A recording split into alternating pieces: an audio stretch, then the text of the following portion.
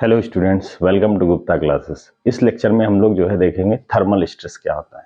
क्या होता है थर्मल स्ट्रेस, किसको कहते हैं और ये कैसे डेवलप होता है। इसके पहले के लेक्चर्स में मैंने जो है आपको इलास्टिक कांस्टेंट तक जो है आपको बता दिया है। Stress strain diagram, ductile material, brittle material, elastic constant और जो है कैसे जो है इलोंगेशन इन द बार कैसे निकालते हैं, शॉर्टनिंग ऑफ द बार कैसे निकालते हैं, ये सारे फार्मूले हमने बता दिए।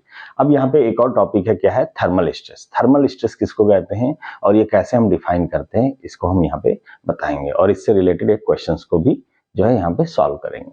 तो थर्मल स्ट्रेस होता क्या है, पहले हम इस चीज को समझेंगे कि कोई भी जो है मेटेलिक मटेरियल है, ठीक है, कोई भी जिसमें जो है एक्सपेंशन होने की प्रॉपर्टी है, जिसमें जो है जो डक्टाइल मटेरियल है जिसमें एलोंगेशन होने का गुण है, ठीक है, अगर हम उसमें फोर्स लगाएं तो उसमें एलोंगेशन आ जाएगा, राइट।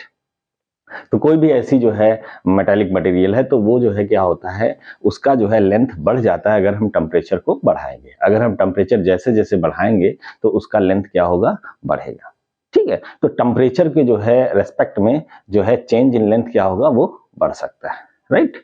तो उसका लेंथ इंक्रीज हो सकता है, जिसकी वजह से चेंज इन लेंथ जो है वो टेम्परेचर पे डिपेंड करता है। टेम्परेचर अगर जितना ज्यादा बढ़ाएंगे चेंज इन लेंथ उतना ज्यादा आएगा, राइट। ऐसे ही अगर जो है लेंथ जो है बढ़ा ले लें तो भी अगर हम टेम्परेचर बढ़ाएंगे तो उस केस में भी जो है उसका जो है एक्सपेंशन होगा और उसमें जो है लेंथ जो है चेंज हो जाएगा, उसका लेंथ क्या होगा, चेंज हो जाएगा। तो आइए देखते हैं कुछ पॉइंट्स, इस पे ध्यान देते हैं, ठीक है। तो पहला पॉइंट लिखा है every metallic material expands when temperature rise. जब टेम्परेचर जो है इंक्रीज होता है तो हर एक मटेरियल जो मेटेलिक मटेरियल है उसका जो है उसका लेंथ जो है क्या होता है, इंक्रीज हो जाता है। एक्सपैंड का मतलब होता है लेंथ इंक्रीज होना, ठीक है। जैसे ये चीज है, इसका हम टेम्परेचर जो है जो भी है 25 डिग्री सेल्सियस है, अगर हमने 50 डिग्री सेल्सियस कर दिया तो क्या होगा, इसका लेंथ थोड़ा सा जो है चेंज हो जाएगा, थोड़ा एक्सपैंड हो जाएगा, थोड़ा सा बढ़ जाएगा। ऐसे ही टेम्परेचर जब हम घटाते हैं, जब जब when the temperature rise and contract मतलब सिकुड़ जाता है, लेंथ कम हो जाता है। कब कम होता है, जब टेम्परेचर क्या होता है, फॉल्स मतलब गिर जाता है। जब टेम्परेचर कम होता है जो है ठंडी जो है बढ़ जाती है तो उस केस में क्या होता है, वो सिकुड़ जाता है, क्या हो जाता है, लेंथ उसकी कम हो जाती है, जिसको हम क्या कहते हैं, कॉन्ट्रैक्ट। तो हमने यहाँ समझा कि टेम्परेचर बढ़ाने पे जो है लेंथ क्या होगा, एक्सपैंड होगा, और टेम्परेचर घटाने पे लेंथ क्या होगा, कॉन्ट्रैक्ट होगा, लेंथ क्या होगा, कम होगा। इस तरीके से हम कह सकते हैं कि जो चेंज इन लेंथ है वो किस पे डिपेंड करता है, टेम्परेचर पे। किस पे डिपेंड करता है, टेम्परेचर पे, ठीक है। टेम्परेचर जितना ज्यादा बढ़ाएंगे एक्सपेंशन उतना ही होगा, मतलब डेल्टा एल क्या होगा, डेल्टा एल हमने क्या लिया है, डेल्टा एल जो है चेंज इन लेंथ है। क्या है ये, this is the change in length. Change in length, change in length मतलब क्या होता है, final length minus initial length, इसको हम क्या कहेंगे, change in length. Final length मान लीजिए एल है, फाइनल लेंथ मान लीजिए L1 है और इनिशियल लेंथ L2 है, तो L1 माइनस L2 क्या है, डेल्टा एल है, ठीक है। तो ये क्या होगा, पॉजिटिव होगा, मतलब ये बढ़ाने पे क्या होगा, ये एक्सपैंड हो रहा है, ठीक है। तो जो चेंज इन लेंथ है वो टेम्परेचर के ऊपर भी डिपेंड करता है, और दूसरी चीज जो चेंज इन लेंथ है वो लेंथ पे भी डिपेंड करता है। जो लेंथ है इनिशियल, जितना ज्यादा जो है लेंथ होगा उतना ही ज्यादा क्या होगा, उतना ही जो है एक्सपेंशन होगा, उतना ही क्या होगा, एक्सपेंशन होगा। तो हम ये कह सकते हैं कि ये दो पॉइंट एक साथ अगर लिख लें तो डेल्टा एल जो चेंज इन लेंथ है वो किस पे डिपेंड करता है, ये प्रोपोर्शनलिटी का साइन लगाते हैं, this is proportional to length and this is also proportional to the temperature. तो अगर हम इसको एक साथ लिख लें तो क्या हो जाएगा, L इंटू टी, क्या हो जाएगा, L इंटू टी हो जाएगा, जहां डेल्टा एल क्या है, चेंज इन लेंथ, एल क्या है, इनिशियल लेंथ हमने माना है, इनिशियल लेंथ माना है। तो जो है ये इनिशियल लेंथ और टेम्परेचर पे जो है कितना जो है चेंज होना है, इस पे ये डिपेंड करता है, ठीक है। अब प्रोपोर्शनलिटी का साइन अगर हम हटाएंगे तो क्या होगा, एक कांस्टेंट आएगा जिसको जो है कांस्टेंट आएगा जिसका नाम है अल्फा। उस कांस्टेंट को क्या कहेंगे, अल्फा कहेंगे, क्या कहेंगे, अल्फा कहेंगे। तो इस अल्फा को जो है, अल्फा क्या है, एक कांस्टेंट है, अल्फा क्या है बच्चों, एक कांस्टेंट है, ठीक है। क्या है, ये कांस्टेंट है और इसको कहते हैं कोफिशिएंट ऑफ थर्मल एक्सपेंशन। इसको हम क्या बोलते हैं, कोफिशिएंट ऑफ थर्मल एक्सपेंशन, ठीक है, कांस्टेंट, और इसका नाम क्या है, कोफिशिएंट ऑफ थर्मल एक्सपेंशन, ठीक है, कोफिशिएंट ऑफ थर्मल एक्सपेंशन, ये कांस्टेंट वैल्यू किसी पार्टिकुलर मेटेलिक मटेरियल के लिए जो है कांस्टेंट रहती है, उसकी वैल्यू क्या होती है, कांस्टेंट। हर एक मटेरियल के लिए अलग अलग होती है। जैसे यहाँ पे कुछ मटेरियल की बात करें, और ये बताता क्या है ये भी मैं आपको बताऊंगा। जैसे हम स्टील की बात करें, जैसे हम स्टील की बात करें, जैसे कॉपर की बात करें, कॉपर की बात करें, ब्रास की बात करें, कॉपर, ये सब क्या है, मटेरियल है, ब्रास। ठीक है, स्टील किससे बनता है, लोहा और जो है कार्बन से मिलकर बनता है। कॉपर मतलब तांबा, हिंदी में तांबा कहते हैं। ब्रास दो से मिलकर बनता है, एक है कॉपर और एक है जिंक। ये किससे मिलके बनता है, कॉपर और जिंक। इन दोनों का क्या है, ये एलॉय है। इन दोनों का क्या है, ये एलॉय है। ब्रास जिसको हिंदी में कहते हैं पीतल, जिसको क्या कहते हैं, पीतल। ठीक है, तो यहाँ पे हम देख सकते हैं कि हर एक मटेरियल के लिए जो अल्फा की वैल्यू है, अल्फा की वैल्यू है वो क्या होती है, यहाँ पे अगर हम देख लें तो अल्फा की वैल्यू होती है, इसकी वैल्यू लिख लीजिए। अल्फा की वैल्यू स्टील के लिए होती है 1.2 इंटू 10⁻⁻⁶ पर डिग्री सेल्सियस। ऐसे ही कॉपर के लिए ज्यादा होती है, कॉपर के लिए, क्योंकि कॉपर ज्यादा जो है एक्सपैंड करेगा जैसे कि टेम्परेचर बढ़ाएंगे, पर डिग्री सेल्सियस 17.5। और ब्रास की बात करें जो पीतल है, उसकी थोड़ी सी और ज्यादा होती है, 19 इंटू 10⁻⁻⁶ पर डिग्री सेल्सियस। इसका मतलब क्या है, इसकी वैल्यू जो जितनी भी ज्यादा होगी वो जो है मटेरियल ज्यादा एक्सपेंस होगा। टेम्परेचर देने पे, अगर सेम टेम्परेचर दिया जाए इन तीनों में, जो है उतना ही टेम्परेचर बढ़ाया जाए तो क्या होगा, जिसका जो है कोफिशिएंट ऑफ थर्मल एक्सपेंशन ज्यादा है, वो चीज जो है वो मटेरियल क्या होता है, ज्यादा एक्सपेंड करेगा। ठीक है, ज्यादा एक्सपेंशन उसमें होगा। ठीक है, तो यहाँ पे देख सकते हैं। और इसकी यूनिट क्या होती है, पर डिग्री सेल्सियस। मतलब ये क्या बताता है कि यूनिट डिग्री सेल्सियस चेंज करने पे जो है एक्सपेंशन कितना होगा, कितना कम हो रहा है एक्सपेंशन, आप देख रहे हैं, लेकिन फिर भी एक्सपेंशन हो रहा है। अगर छोटा सा भी एक्सपेंशन हो रहा है तो उसका भी मतलब होता है। अब यहाँ अल्फा को हम डिफाइन कर सकते हैं। अल्फा की वैल्यू अगर हम यहाँ लिखें तो अल्फा बराबर क्या होगा, डेल्टा एल अपान एल टी। क्या होगा, एल टी। मतलब जो है अगर हम जो है ये अल्फा जो है कोफिशिएंट ऑफ थर्मल एक्सपेंशन, इसके बराबर होगा जब हम एल और टी को 1 रखेंगे। क्या रखेंगे, 1 रखेंगे। तो यहाँ पे हम इसका डेफिनेशन लिख सकते हैं कि coefficient of thermal expansion alpha is defined as change in unit length of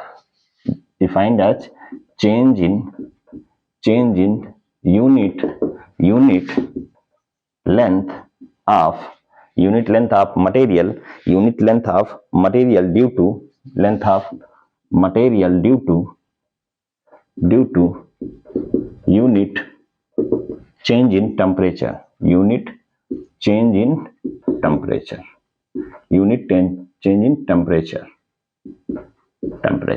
ठीक है। तो अगर टेम्परेचर 1 डिग्री सेल्सियस आप बढ़ाएंगे और कोई 1 मीटर का लेंथ, यूनिट लेंथ जो है अगर है किसी मटेरियल का, तो उसमें जितना चेंज होगा उसको हम क्या कहेंगे, कोफिशिएंट ऑफ थर्मल एक्सपेंशन। ये चीज हम यहाँ पे डिफाइन कर सकते हैं। कोफिशिएंट ऑफ थर्मल एक्सपेंशन क्या बताता है कि कोई चीज कितनी बढ़ेगी। ठीक है, अगर सेम टेम्परेचर उसमें दिया जाए, बढ़ाया जाए सेम टेम्परेचर, तो वो चीज कौन सी चीज कितनी ज्यादा बढ़ेगी, ये हमें कंपैरेटिवली स्टडी कराता है, बताता है। जैसे कि यहाँ पे 3 मटेरियल्स के नाम लिखे हैं, स्टील, कॉपर एंड ब्रास। तो सबसे ज्यादा जो एक्सपेंशन होगा ब्रास में होगा, पीतल में होगा। उससे कम किस में होगा, कॉपर में होगा, तांबे में होगा। उससे कम किस में होगा, स्टील में होगा। उससे कम किस में होगा, स्टील में होगा। तो इस टाइप से हम कोफिशिएंट ऑफ थर्मल एक्सपेंशन के बारे में देख सकते हैं। ये कैसे आएगा, ये जो है यहाँ से आएगा, प्रोपोर्शनलिटी साइन। ये क्या है, ये प्रोपोर्शनलिटी साइन है, प्रोपोर्शनलिटी साइन। ठीक है, मतलब ये क्या डिपेंडेंसी शो करता है कि ये चीज इस पे डिपेंड करती है और डायरेक्टली डिपेंड करती है। मतलब ये बढ़ेगा तो ये बढ़ेगा। ठीक है, एक होता है इनवर्सली, उसमें क्या है, दोनों अपोजिट होते हैं, राइट। तो यहाँ पे प्रोपोर्शनलिटी साइन हटाने के बाद ये जो है कांस्टेंट आया है। ठीक है, इसके पहले आपको 2 पॉइंट हमने बताया कि कोई भी मटेरियल मेटालिक मटेरियल है वो टेम्परेचर बढ़ाने पे एक्सपैंड होती है और टेम्परेचर घटाने पे कॉन्ट्रैक्ट होती है। और ये जो एक्सपेंशन और कॉन्ट्रैक्शन होता है, ये किस पे डिपेंड करता है, मटेरियल के लेंथ पे डिपेंड करता है, मटेरियल के जो है टेम्परेचर कितना मटेरियल में बढ़ाया जाता है इस पे डिपेंड करता है। 2 चीजों पे डिपेंड करता है। दोनों को एक साथ हमने लिखा तो यहाँ पे ये आया, कोफिशिएंट ऑफ थर्मल एक्सपेंशन है। उसके बारे में हमने बताया, डिफाइन किया, और कुछ चीजों के बारे में बताया कि ये कैसे आप कंपैरेटिवली स्टडी करेंगे। अब आते हैं कि थर्मल स्ट्रेस क्या होता है। थर्मल स्ट्रेस का मतलब होता है टेम्परेचर भी स्ट्रेस, इसको कहते हैं, क्या कहते हैं, इसको टेम्परेचर स्ट्रेस भी कहते हैं। Temperature stress. अब आइए देखते हैं कि टेम्परेचर स्ट्रेस या थर्मल स्ट्रेस होता क्या है। हाँ, हम लोग थर्मल स्ट्रेस के बारे में अब देखने जा रहे हैं। इसमें ध्यान से देखिए, मैंने दो फिगर बनाए हैं। यहाँ पे दो फिगर हमने बनाया है। एक फिगर जो है यहाँ पे देखें, एक फिगर जो है क्या है, इसको हम क्या दिखाते हैं, ये जो है क्या है, फिक्स्ड है। ये क्या है, फिक्स है। कोई जो है कंपोनेंट है मेटल का, वो क्या है, यहाँ पे क्या है, इस एंड पे क्या है, फिक्स है। क्या है, फिक्स है, जिसका लेंथ क्या है, स्मॉल एल है। जिसका लेंथ क्या है, स्मॉल एल है, और किसी रूम टेम्परेचर पे ये रखा हुआ है। ठीक है, इनिशियली रूम टेम्परेचर पे है। अब इसका हम टेम्परेचर अगर बढ़ाएं, मान लीजिए हमने 25 डिग्री सेल्सियस या 50 डिग्री सेल्सियस इंक्रीज कर दिया, increasing by 50 degree Celsius, 50 degree Celsius, 50 degree Celsius मान लो, एक जो है मोटी मोटी बात कि 50 डिग्री सेल्सियस हमने इसका टेम्परेचर बढ़ा दिया। अब मैंने आपको बताया है कि टेम्परेचर बढ़ाने पे मेटेलिक मटेरियल का जो है एक्सपेंशन होता है, लेंथ इंक्रीज होता है। तो मान लीजिए जो है 50 डिग्री सेल्सियस बढ़ाने पे इसका लेंथ जो है क्या होगा, थोड़ा सा जो है इतना जो है सा बढ़ गया, इतना जो है क्या हुआ, बढ़ गया। और ये क्या हुआ, ये जो है डेल्टा एल हो गया। क्या हो गया, डेल्टा एल इंक्रीज हो गया। कितना टेम्परेचर इंक्रीज करने पे, ये देखो इंक्रीज का साइन है कि इसको बढ़ा रहे हैं कितना, 50 डिग्री सेल्सियस। अब ये जो है जब बढ़ रहा है, आसानी से बढ़ रहा है, यहाँ पे कोई रुकावट इसको आ नहीं रहा है, कोई इसको रोक नहीं रहा है बढ़ने से। इसको कहते हैं फ्री एक्सपेंशन। इसको क्या कहते हैं, फ्री एक्सपेंशन। क्या कहते हैं, फ्री एक्सपेंशन। तो इसको हम क्या बोलेंगे, free expansion.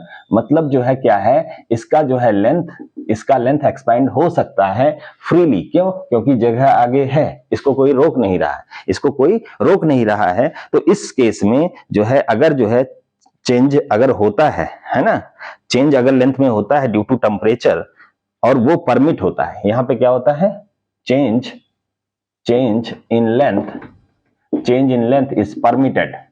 Change in length is permitted, मतलब इसका लेंथ आसानी से चेंज हो सकता है, इसको हम परमिट कर रहे हैं। परमिटेड फ्रीली, आसानी से जो है इसका लेंथ चेंज हो सकता है, फ्रीली जो है परमिटेड, फ्री एक्सपेंशन इसी को बोलते हैं। ठीक है, तो यहाँ पे जो है कोई भी नो स्ट्रेस डेवलप्ड, कोई भी स्ट्रेस डेवलप नहीं होगा in the member, no stress develop in the member. ठीक है, तो अगर जो है, अगर हम किसी जो है मटेरियल का टेम्परेचर बढ़ाएं और वो फ्री एक्सपेंड करे, उसको जगह हो आसानी से एक्सपेंड करने के लिए, कोई रुकावट ना हो, कोई जो है बाधा नहीं डाल रहा है, कोई रुकावट नहीं कर रहा है, तो उस केस में स्ट्रेस जनरेट नहीं होगा। तो उसको हम कहेंगे नो स्ट्रेस, उसमें कोई स्ट्रेस नहीं होगा, ठीक है। स्ट्रेस कहां पे होगा, जब हम रुकावट करेंगे, जब हम जो है कोई चीज बढ़ने से रोकेंगे। जैसे यहाँ पे देखो बढ़ने से हम रोक रहे हैं, कैसे, दोनों तरफ हमने क्या कर दिया, फिक्स्ड कर दिया, दोनों तरफ एंड पे क्या कर दिया, फिक्स कर दिया। अब हम इसका जो है टेम्परेचर बढ़ाएंगे, 50 डिग्री सेल्सियस मान लो हमने इंक्रीज कर दिया। लेंथ अगर एल है तो अगर डेल्टा एल होना चाहेगा, लेकिन क्या है, फिक्स जो है वो क्या कर रहा है, रोक रहा है। तो अपोजिट फोर्स लगा रहा है, कंप्रेसिव फोर्स लगा रहा है। जब फोर्स लगाएगा, जो है रेसिस्टिव फोर्स लगेगा, तो स्ट्रेस जनरेट होगा। तो उस केस में क्या होगा, स्ट्रेस जनरेट होगा। और ये स्ट्रेस किसके कारण है, टेम्परेचर बढ़ाने के कारण है। इसीलिए इस स्ट्रेस को क्या बोलेंगे, थर्मल स्ट्रेस। तो थर्मल स्ट्रेस क्या होता है, टेम्परेचर के कारण जब जो है किसी पार्टिकुलर मेंबर में उसका लेंथ इंक्रीज होता है, और उस लेंथ को हम जो है बढ़ने से रोकें या प्रिवेंट करें, ठीक है, उसका इंक्रीज इन लेंथ को हम प्रिवेंट करें, दोनों तरफ फिक्स वगैरह करके, तो उस केस में क्या होगा, इसमें स्ट्रेस जनरेट होगा। उसी को क्या बोलते हैं, थर्मल स्ट्रेस। उसको हम क्या बोलेंगे बच्चों, थर्मल स्ट्रेस। तो हम यहां पे लिख सकते हैं, if the free expansion is prevented fully, if, यहां पे लिख लेते हैं, if free expansion is prevented मतलब बचाया जाए, रोका जाए, प्रिवेंटेड फुल्ली आर पार्शियली, मतलब पूरी तरीके से रोक दें या थोड़ा आगे जो है जाके इस तरीके से। मतलब पार्शियली का मतलब होता है कि इसका लेंथ जितना बढ़ना ज्यादा था, लेकिन हमने उसको जगह दिया है कम, ये थोड़ी सी जगह दी है, लेकिन इसको बढ़ना इतना है, हमने जगह इतना दिया है, तो पार्शियली एक्सपेंड होगा, और फिर क्या होगा, स्ट्रेस जनरेट होगा। ठीक है, तो जितनी लंबाई बढ़नी थी उससे कम आपने बढ़ने दिया, अब आपने प्रिवेंट किया, तो उतने पार्ट पे क्या होगा, उस केस में भी जो है स्ट्रेस जनरेट होगा। तो if free expansion is prevented fully or partially the stress are developed in the member. The stress are developed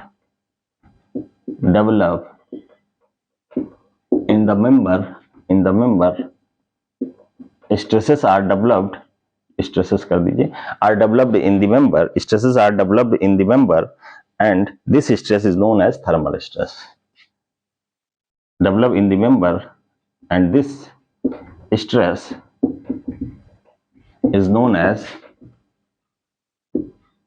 thermal stress. तो आई थिंक आपको थर्मल स्ट्रेस के बारे में जो है जानकारी मिल गई कि होता क्या है थर्मल स्ट्रेस। तो basically thermal stress is the stress which is developed due to increase the temperature in the particular metallic member. ठीक है, और उसको आपने अगर प्रिवेंट किया तो उस केस में जो है क्या होगा, उसको फ्री एक्सपेंशन से आपने रोका तो उसमें क्या होगा, स्ट्रेस डेवलप होगा। क्योंकि स्ट्रेस क्या होता है, stress internal resistive force per unit area, internal resistive force per unit area. Force कैसे आएगा इसमें, जैसे मान लीजिए इसका जो है लेंथ बढ़ने वाला हो तो क्या होगा, लेंथ तो बढ़ेगा ही बढ़ेगा, लेकिन यहाँ पे ये रोक रहा है तो क्या होगा, ये फोर्स लगाएगा इस तरीके से आगे की तरफ, और फिर जो है ये जो फिक्स है सपोर्ट वो इधर की तरफ फोर्स लगाएगा। तो दोनों तरफ से फोर्स लग रहा है, इस तरीके से और इस तरीके से। तो फोर्स जो है यही क्या होगा, रेसिस्टिव फोर्स होगा, और resistive force per unit area क्या हो जाएगा, स्ट्रेस। अब थर्मल स्ट्रेस को हम कैलकुलेट कैसे करेंगे, तो उसके लिए जो है हम यहाँ पे देखते हैं कि थर्मल स्ट्रेस हम कैलकुलेट कैसे करेंगे। तो जो हमारा स्ट्रेस का फार्मूला है, अब हम यहाँ पे इसको हम आई थिंक आपको ये क्लियर हो गया होगा, तो इसको हम इरेज कर देते हैं। जो हमारा स्ट्रेस का फार्मूला है, स्ट्रेस का फार्मूला क्या होता है, मॉडुलस ऑफ इलास्टिसिटी होती है स्ट्रेस अपॉन जो है स्ट्रेन होती है, राइट। तो यहाँ पे स्ट्रेन या स्ट्रेस क्या हो जाएगा, स्ट्रेस इज इक्वल टू क्या हो जाएगा, यहाँ पे लिख लेते हैं स्ट्रेस अपॉन स्ट्रेन, ये क्या हो जाएगा, E stress upon strain is equal to modulus of elasticity. तो यहाँ पे स्ट्रेस क्या होगा, ई इंटू ई। अब यहाँ पे हम ये लिख सकते हैं जो ई है वो क्या है, स्ट्रेन है, ये क्या है, स्ट्रेन है। ठीक है, तो स्ट्रेन जो है क्या होता है, हम यहाँ लिख सकते हैं ई डेल्टा एल अपॉन एल। ठीक है, यहाँ पे ये हो गया। अब ये डेल्टा एल किसके कारण आया, यहाँ पे देख सकते हैं डेल्टा एल अपॉन एल, यहाँ से लिख सकते हैं कि नहीं। तो डेल्टा एल अपॉन एल जब हम क्या लिख देंगे, यहाँ पे देखिए डेल्टा एल अपॉन एल की वैल्यू यहाँ से देखें तो डेल्टा एल अपॉन एल क्या होगा, अल्फा टी, क्या हो जाएगा, अल्फा टी। तो यहाँ पे हम यहाँ पे लिख सकते हैं डेल्टा एल अपॉन एल। तो उस केस में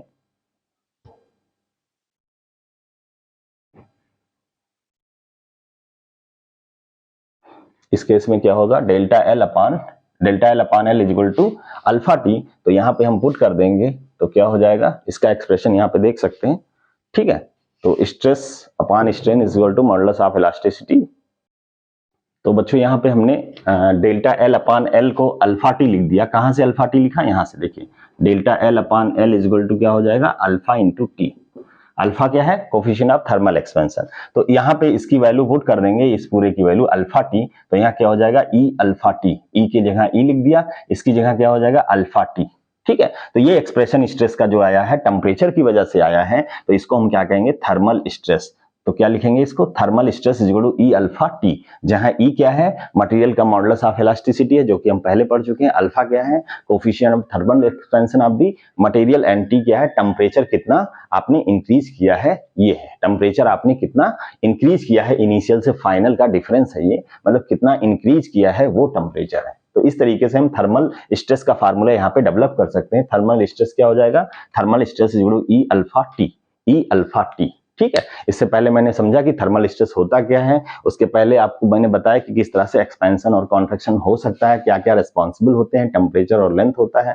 ठीक है, तो इस तरीके से आपको यहाँ पे आई थिंक आपको क्लियर हो गया होगा थर्मल स्ट्रेस होता क्या है। अब इससे रिलेटेड हम एक क्वेश्चन लगाएंगे जिससे और जो है आपको क्लियर होगा। तो बच्चों यहाँ पे एक क्वेश्चन दिया गया है जो यहाँ पे हम देख सकते हैं, थर्मल स्ट्रेस से रिलेटेड क्वेश्चन है। A composite bar is rigidly fixed at support A and B, determine the reaction at support when temperature rises by 20 degree Celsius. और एल्यूमिनियम का मॉडुलस ऑफ इलास्टिसिटी दिया है, स्टील का दिया है, aluminium का कोफिशिएंट ऑफ थर्मल एक्सपेंशन दिया है और स्टील का भी दिया है। तो यहाँ पे कंपोजिट ये क्या है, बार है। कंपोजिट बार मतलब दो बार जो है, दो मटेरियल के बार आपस में जो है दो एंड पे फिक्स है। यहाँ पे ए है और ये क्या है, बी है। इसका लेंथ कितना है, 1 मीटर। ये क्या है, ये एल्यूमिनियम है, ये क्या है, एल्यूमिनियम है। एल्यूमिनियम का जो है दिया है आपको, एल्यूमिनियम का जो है जो लेंथ दिया है, एल्यूमिनियम का जो लेंथ दिया है वो यहाँ पे देख सकते हैं। एल्यूमिनियम का लेंथ कितना है, 1 मीटर। एल्यूमिनियम, ये एल्यूमिनियम है और ये क्या है, स्टील है। ठीक है, एल्यूमिनियम का लेंथ है 1 मीटर, स्टील का कितना है 3 मीटर। एल्यूमिनियम का क्रॉस सेक्शनल एरिया कितना 600 mm स्क्वायर, स्टील का कितना है 300 mm स्क्वायर। तो ये जो है डेटा दिया है जिसके अकॉर्डिंग आप जो है यहाँ पे कैलकुलेट कर सकते हैं। आपको निकालना क्या है, आप जो है आपको रिएक्शन निकालना है, मतलब ये जो एक्सपैंड हो रहा है, पहली बात तो ये थर्मल स्ट्रेस, यहाँ पे क्या आएगा, थर्मल स्ट्रेस आएगा। थर्मल स्ट्रेस जो आएगा वहां से क्या होगा, एरिया से मल्टीप्लाई करेंगे तो हमें जो है लोड जो है कितना आएगा, फोर्स डेवलप होगा। और यही फोर्स हमें निकालना है कि रिएक्शन फोर्स कितना लगेगा। ठीक है, तो फोर्स को हम कैसे निकालेंगे, तो इसके लिए फार्मूला पहले हम क्या निकालेंगे, डेल्टा एल निकालेंगे। क्या निकालेंगे, डेल्टा एल निकालेंगे। और डेल्टा एल कैसे निकलेगा, और डेल्टा एल जो का जो फार्मूला है हमारे पास, वो फार्मूला क्या है, यहां से देख सकते हैं। Delta L is equal to क्या होगा, delta L1 plus delta L2। अब एक तो जो है जो डेल्टा L1 और डेल्टा L2 है वो हम निकाल सकते हैं, और दूसरे जो है टेम्परेचर से भी निकाल सकते हैं, दूसरा टेम्परेचर से भी निकाल सकते हैं। तो यहाँ पे जो है ये जो नॉर्मल जो फार्मूला है, नॉर्मल फार्मूला क्या होता है, PL1/A1E। ये हमने आपको बताया था जो है लास्ट लेक्चर में, 2-3 लेक्चर के पहले हमने कंपोजिट बार्स में जो है किस तरह से जो है टोटल जो है कितना एक्सटेंशन होता है वो हमने निकालना बताया था। तो उसके लिए फार्मूला क्या था, PL1/A1E, E1 क्योंकि मटेरियल अलग अलग है, ठीक है, प्लस PL2/A2E2। अब यहाँ पे क्या है, एल्यूमिनियम है और क्या है, स्टील है। तो यहाँ पे हम क्या कर देंगे, एल्यूमिनियम, और यहाँ पे क्या कर देंगे, स्टील कर देंगे। यहाँ पे भी क्या है, एल्यूमिनियम, यहाँ पे भी क्या है, एल्यूमिनियम, और यहाँ पे क्या कर देंगे, स्टील। मतलब 2 मटेरियल है ना, तो यहाँ पे क्या कर देंगे, स्टील। ठीक है, लोड हमें कितना P, यही हमें कैलकुलेट करना है। इक्वल टू थर्मल स्ट्रेस के कारण कितना हो रहा है, तो डेल्टा L1 हम कैसे निकालेंगे, तो डेल्टा L1 का फार्मूला जो है वो अभी हमने आपको बताया था थर्मल स्ट्रेस के केस में, जिसमें अल्फा वगैरह आया था। तो वो फार्मूला क्या था, delta L is equal to alpha TL। क्या था, अल्फा TL, ये था अल्फा TL।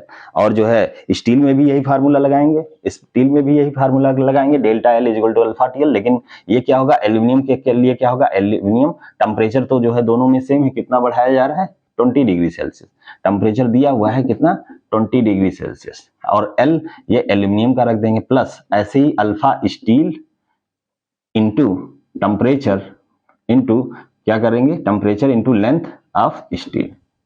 अब सारा डाटा रख देंगे, यहाँ पे एक ही अननोन होगा P, वो हम आसानी से कैलकुलेट कर सकते हैं। तो आइए देखते हैं कि कैसे इसको डाटा रखेंगे। तो यहाँ पे P हमने कॉमन ले लिया और यही हमें कैलकुलेट करना है। L aluminium, length of aluminium कितना है, 1 मीटर। कितना है, 1 मीटर है।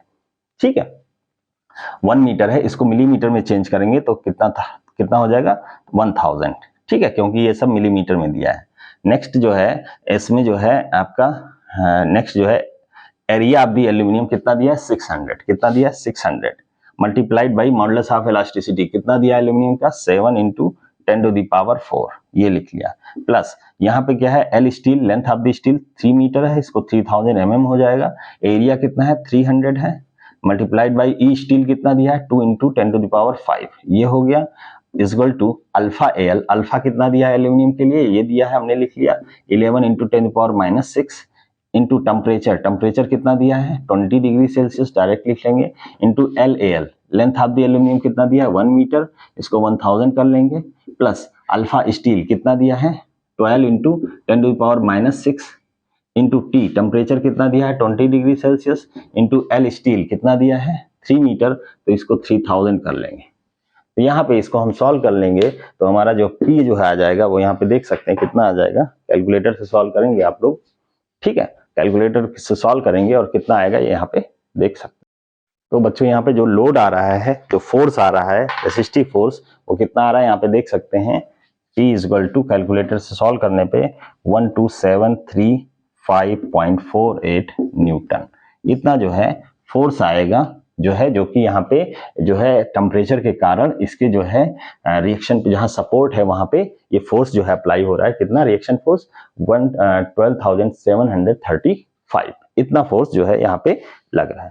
तो इस तरीके से हमने देखा कि किस तरह से इसका एप्लीकेशन है थर्मल स्ट्रेस का। ऐसे ही एप्लीकेशन आपने देखा होगा कि जहां पे रेलवे लाइन के दो ट्रैक जो है आपस में मिलते हैं, वहां पे थोड़ी सी जगह छोड़ दी जाती है, थोड़ा सा गैप दे दिया जाता है। ये आपने देखा होगा कहां पे, जब जो है रेलवे लाइन बिछती है, जैसे कि यहाँ पे एक फिगर बना देते हैं, ठीक है। ये रेलवे लाइन जैसे इस तरीके से बिछ रही है, रेलवे लाइन है, ठीक है, ठीक है, आई सेक्शन का होता है। तो दो जगह जहां पे आता है वहां पे कुछ जो है जगह छोड़ दी जाती है। इसका मतलब यही होता है कि क्योंकि रेल जब चलती है, ट्रेन चलती है, तो पहिया क्या होता है, उसका पहिया रोटेट करता है लगातार, तो रेलवे लाइन पे क्या होता है, फ्रिक्शन होता है, उसका टेम्परेचर लगातार बढ़ता है, गर्मियों में भी बढ़ जाता है, और उसको लगातार पहिया चलने से भी टेम्परेचर बढ़ जाता है, जिसकी वजह से ये एक्सपेंशन हो सकता है। इसीलिए थोड़ी सी बारीक सी जगह जो है इसको यहाँ पे जो है छोड़ दी जाती है, जिसकी वजह से जो है एक्सपेंशन के समय दोनों आपस में मिल सकें। अगर ऐसा नहीं होगा तो क्या होगा, अगर बिल्कुल मिला के रखेंगे तो एक्सपेंशन बहुत ही कम जगह छोड़ी जाती है, ठीक है। अगर जो है एक्सपेंशन होगा तो रेलवे लाइन टेढ़ी हो जाएगी। क्या हो जाएगी? रेलवे लाइन टेढ़ी हो जाएगी। एक्सपेंशन तो होगा ही, तो इस तरीके से जहां पे फ्री एक्सपेंशन पाएगा वहीं पे एक्सपेंड कर जाएगा, तो इस डायरेक्शन में कोई रुकावट नहीं, इसलिए ऐसे जो है इस तरीके से क्या होगा, वो टेढ़ा हो सकता है, और रेल क्या हो सकती है, डिरेल हो सकती है, ठीक है। तो इसलिए वहां पे इसका एप्लीकेशन है। तो आई थिंक आपको थर्मल स्ट्रेस के बारे में क्लियर हो गया होगा कि क्या क्या चीजें हैं, ठीक है। तो टेम्परेचर इंक्रीज के कारण जो स्ट्रेस डेवलप होता है किसी पार्टिकुलर मटेरियल में, मेटालिक मटेरियल में, उसको हम क्या कहेंगे, thermal stress. Thank you very much. अगर लेक्चर पसंद आया हो तो आप लाइक कर दीजिएगा।